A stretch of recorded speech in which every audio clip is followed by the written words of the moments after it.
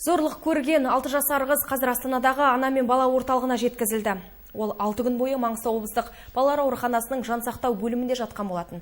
Жасанды өкпе аппаратымен ғана тыныс алуда. Бүлдіршіннің жағдайы ауыр, сондықтан облыс әкімінің тапсырмасымен Ақтауға ана мен бала ғылыми орталығының өкілдері шақырылған еді.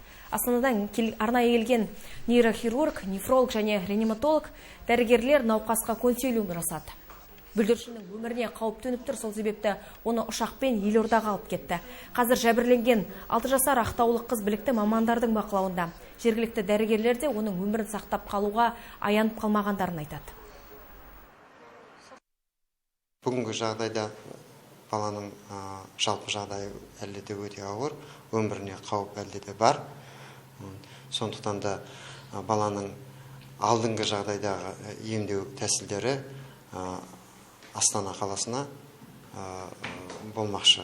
Дәрігерлердің жүргізген емінің тактикасын дұрыстығын дәлелдеді. Сонымен қатар алдағы уақытта бүгінгі таңдай жағдай ауыр болса да, астаналық орталыққа аударуға өздерімен алып кетуге шешім шығарды. Бар жауапкершіліктерді өздерінің мойнына алып отыр.